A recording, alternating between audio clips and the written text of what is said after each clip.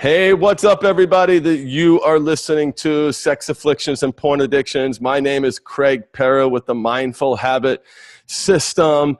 And today, I'm really excited to be back, guys. It's been a few weeks. I went on a 3-week tour back east and saw some family. Went to New York to talk about a sex addiction show. So I look forward to keeping you posted about that as things progress. But think marriage boot camp, but with sex addiction. So that's exciting. I think that would be a lot of fun.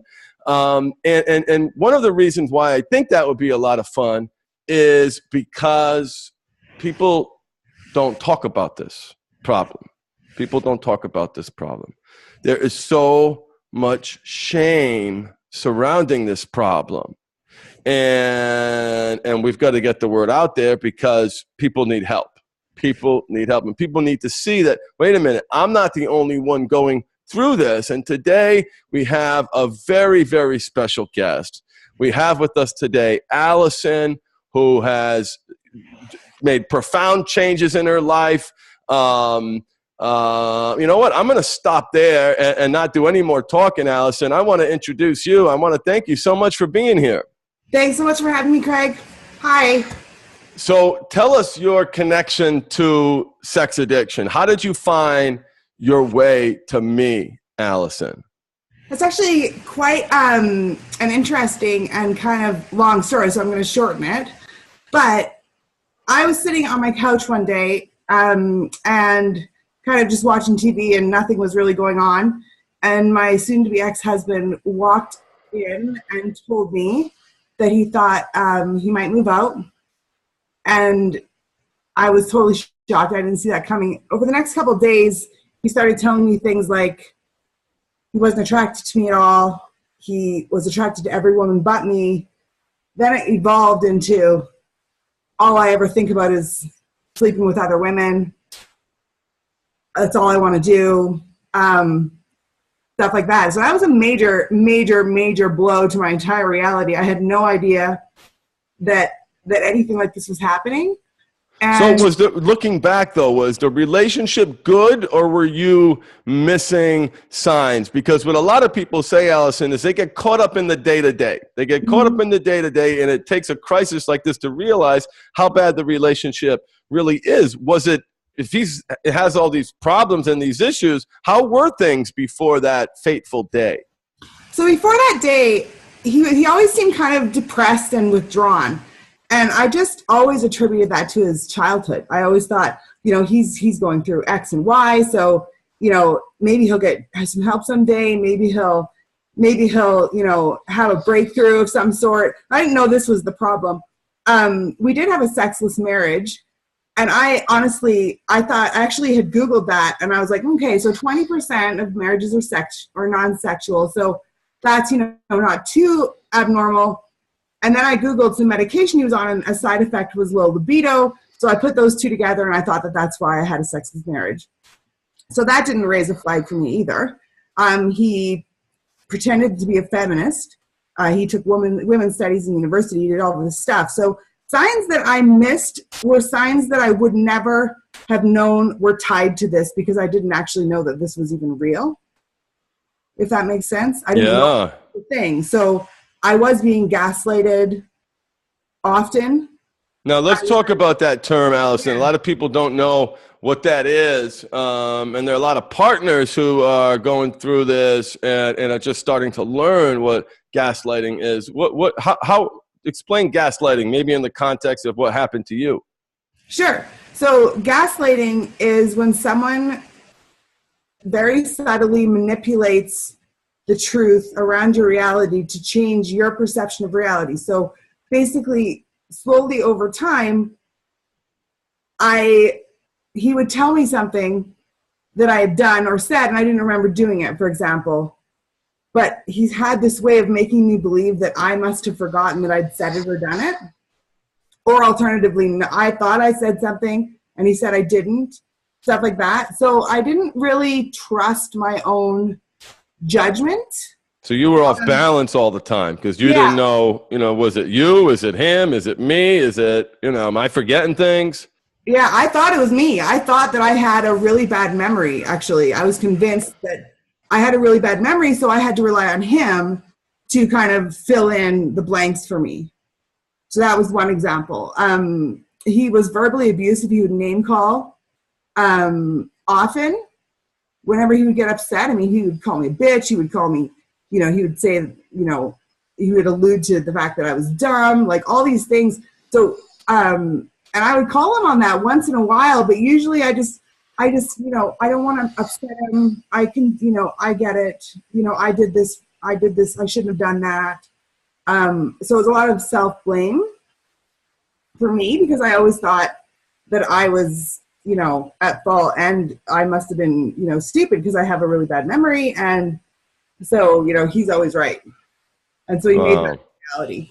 And there would be like really, really, really minor things that he would explode about.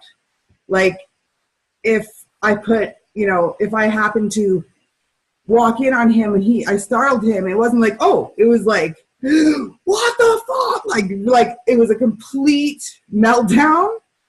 So I was pretty afraid of, I just kind of over time retreated into a shell of myself. I was not, by the time discovery happened, I was not myself. I didn't know who I was. I didn't believe in myself. I didn't think I had any value because I was not worth anything. Wow. And then you realized that there were other factors. Well, first, before we go on to what happened next, how did that make you feel? Like nothing. Like I was not, like I said, I kind of ended up retreating into myself because I should say too, I knew that something was off. I did. And I hear a lot of partners say that. Because something was wrong. But like I said, I always attributed it to his childhood, to other things. So I knew something was off, but I didn't know what it was. And I never listened to my instincts because I didn't understand why they were there. Right? So I didn't trust myself. And so where at the very beginning of my relationship with him, I was outgoing, I was like loud and boisterous, and I was like a fashion diva, and I had an amazing wardrobe, and I did crazy makeup every day, and I loved life. By the time of discovery, I was severely overweight. I dressed in clothes from Target, maybe if they were cool, as long as they fit.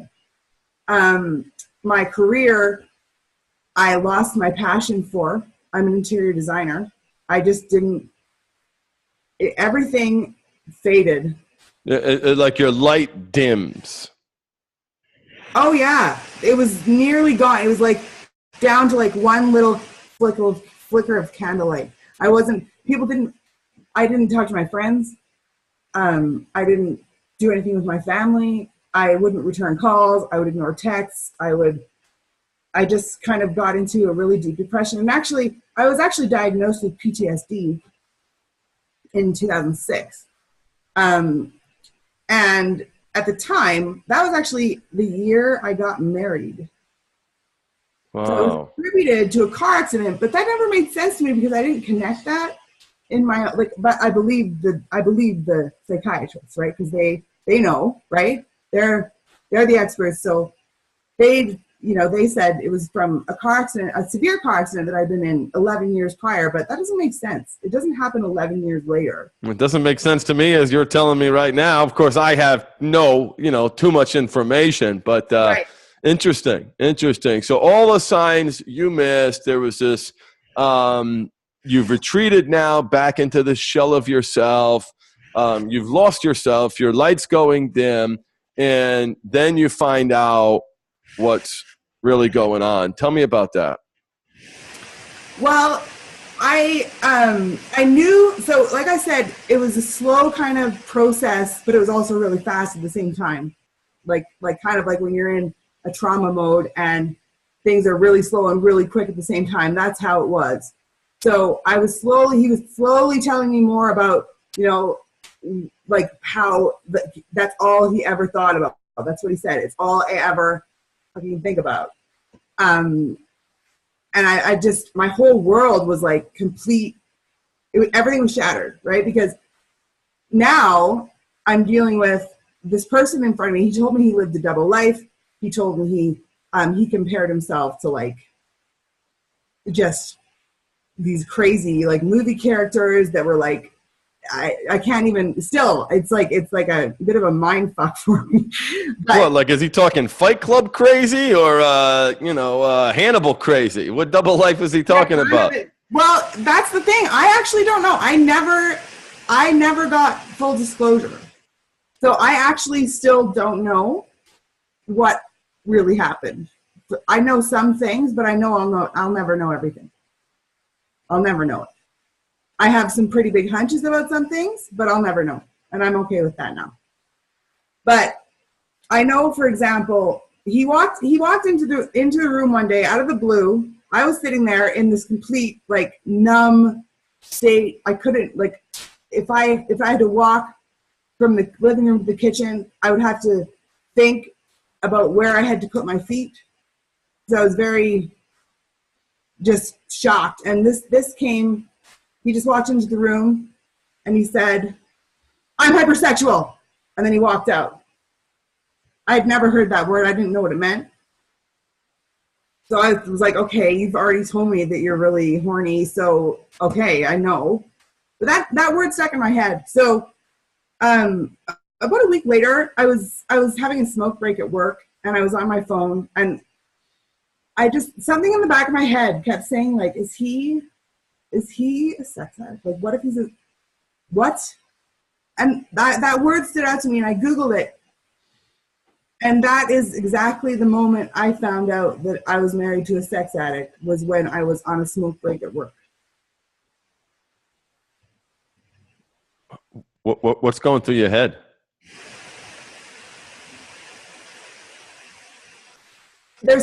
In some ways, I was there was nothing.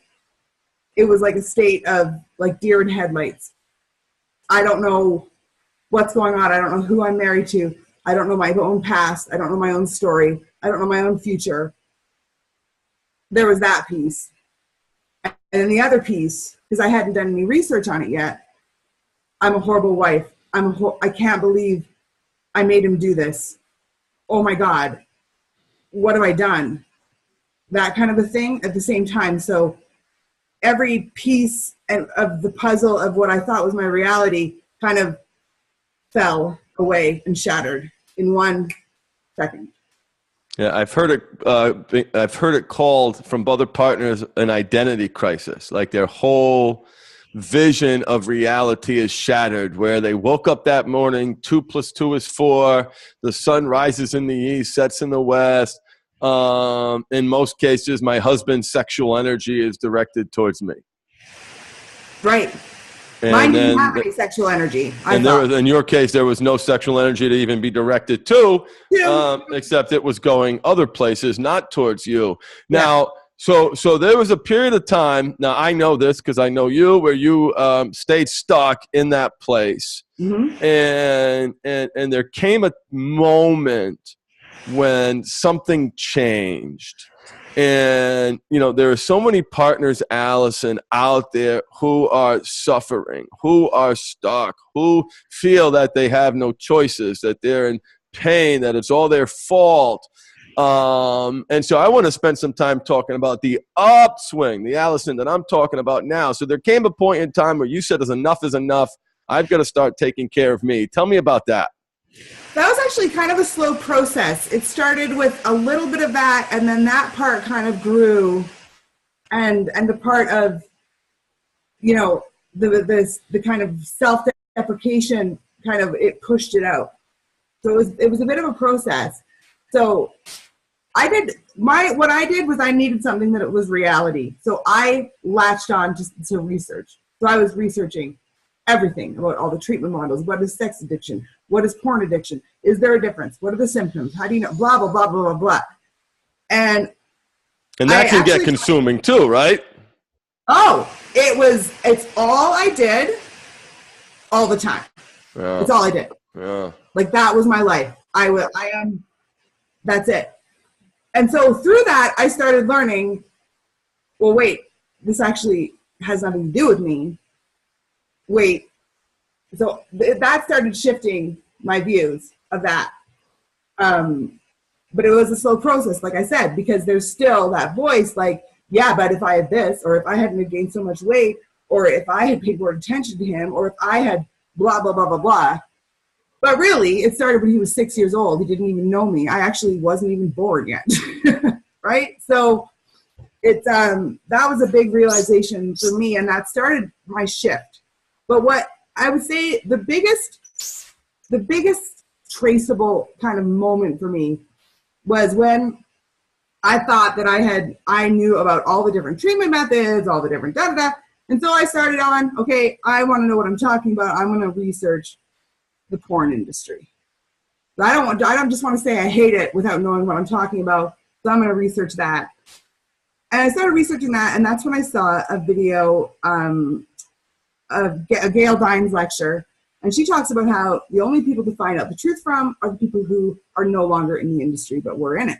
So I started Googling interviews with ex-porn stars, and I see this interview, and there's this guy, and he like gets it. Like I've never seen anyone get it before.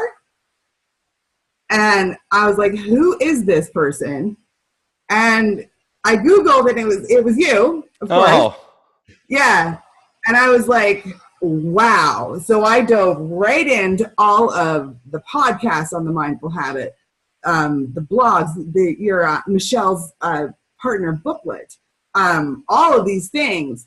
It was like I had been in this cocoon, and I'd been trying to kind of figure out how to break out, because I couldn't find a way, because I'm in some models, as you know, Craig, I was an addict. In some models, I was codependent. In actually most models, I was codependent. I was not codependent, and I was not an addict. So none of these things fit. At the same time, my ex is deciding that he's not an addict, and that I just need to forgive him and move on. And so I'm not trying. So all these things are happening at once.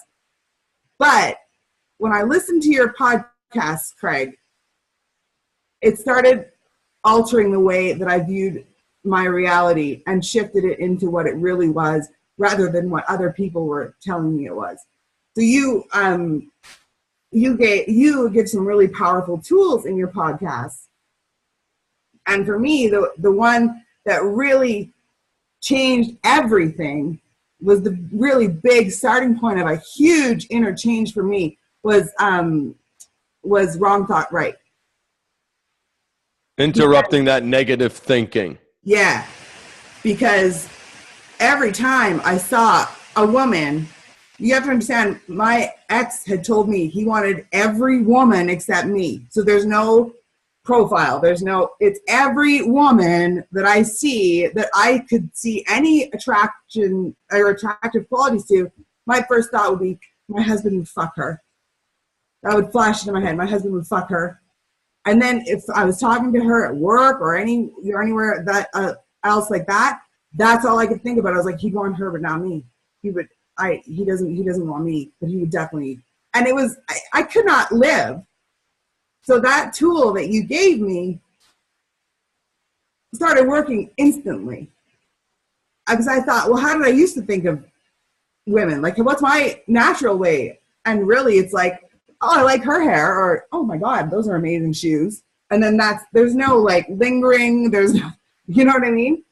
So that tool allowed me the breathing room to start focusing on what are my habits, starting to meditate, starting to do a lot of inner work.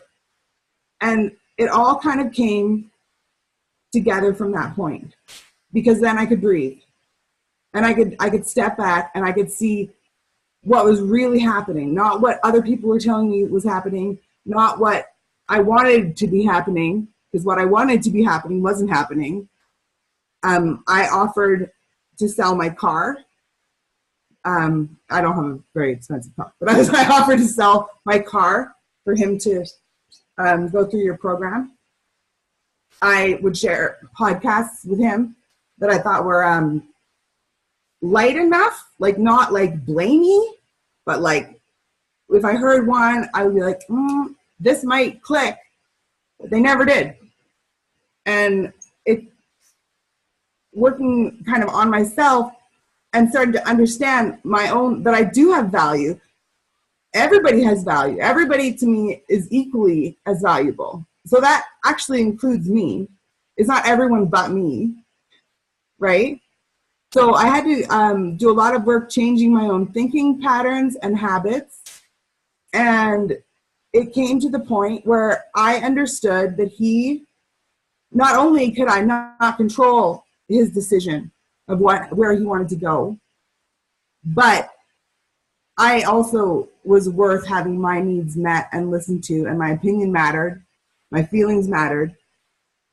I didn't have to walk away and pretend that it didn't happen like he wanted it to.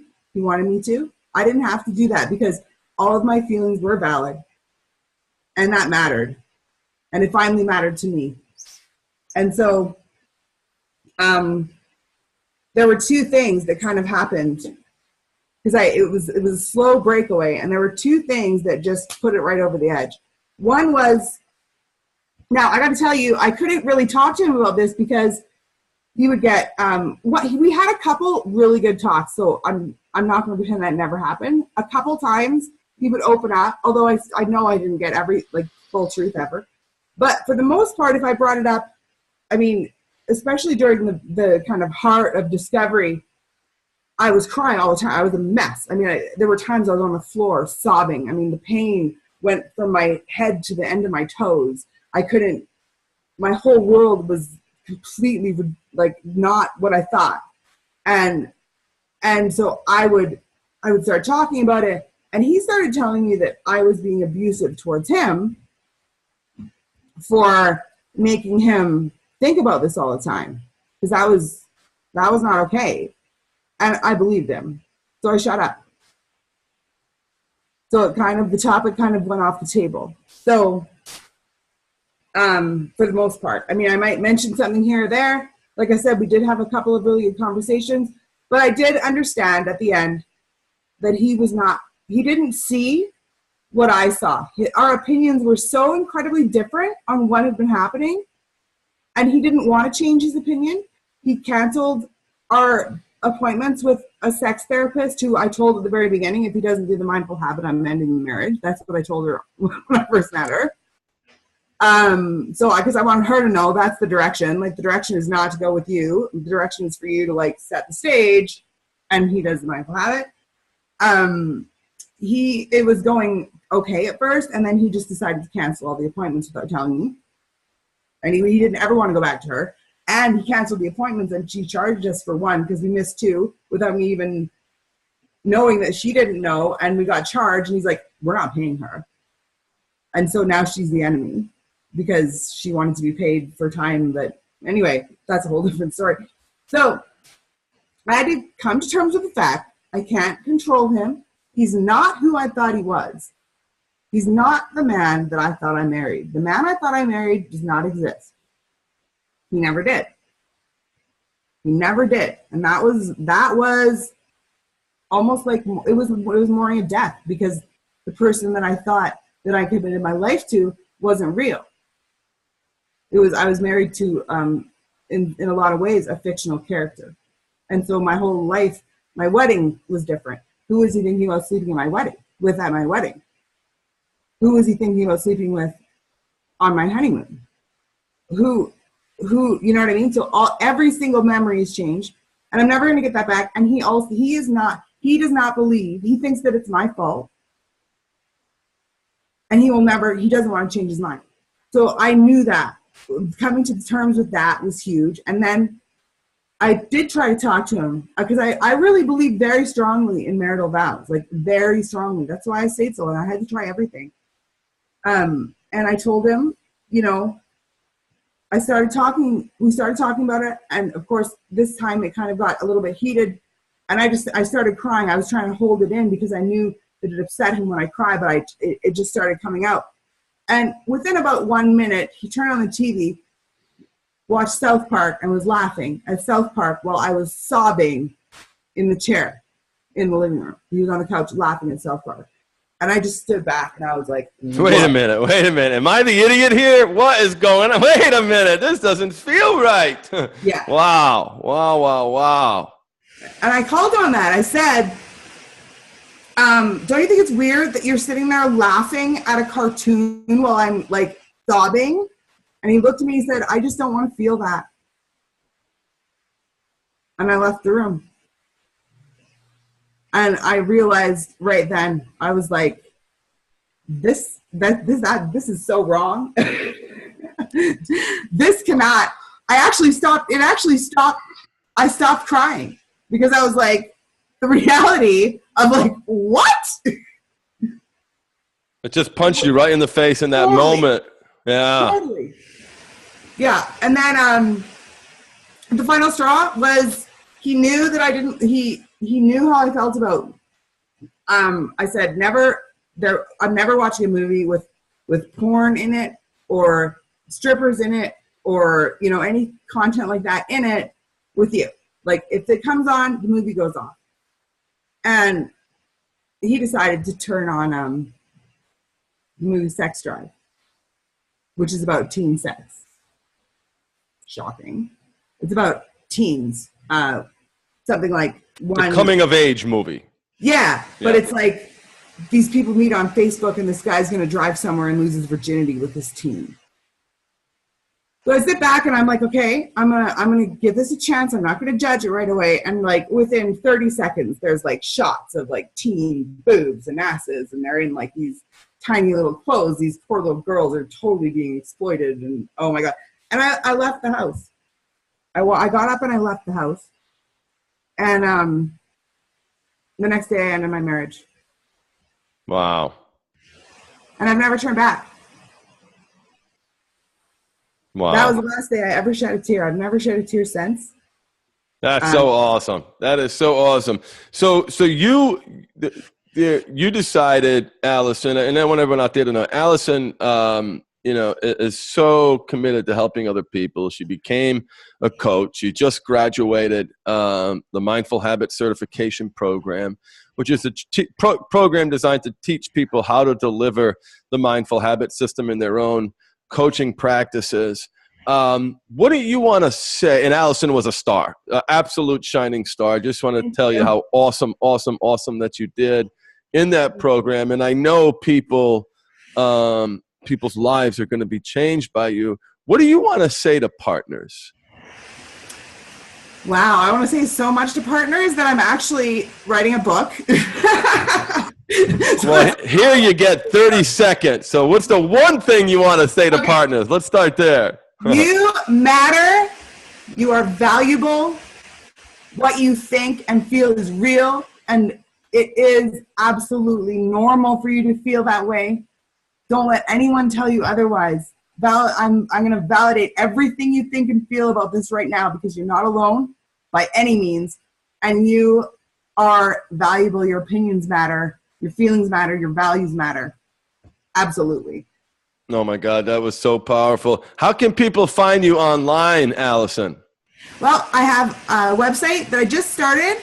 It's my business is called The Butterfly Habit, and it's you can find that at thebutterflyhabit.com. I've also got a radio show that I'm co-hosting. It's going to be a call-in show for partners by partners with another member from our class, Sandy, and she's from the Empowered Butterfly. And we are going to be, our show is called The Butterfly Nation. It's going to start Sunday, August 6th at 2 p.m. Mountain Time. And you can kind of find that show at blogtalkradio.com/The Butterfly Nation. And our website for that, thebutterflynation.com, will be up soon. I'm the_butterfly_habit at Instagram, and I am at Butterfly Habit on Twitter. And I'd love to hear from partners, from addicts, from anyone who has any questions about any of this. I'd love to hear from you. Thank you so much, Alison. I am Thank so but it's just like, you're new to this, and I need to tell you that this podcast, this one right here, the one that you're participating in, like, you're now so cool, part of something that you found on your journey. And here you are now changing lives, because people are going to listen. They're going to see the title, I Left My Sex-Addicted Husband. And partners who are in that place where they're, wait a minute, am I crazy here, are going to listen, and their lives are going to be better for it. So thank you for making the world a better place. Thank you for finding you. I want to thank all of you for listening. Truly such an honor and a privilege. Look forward to being back next week. Remember, life is too short to stuck, so embrace your power of choice. Bye, Allison. Bye, everybody. Bye.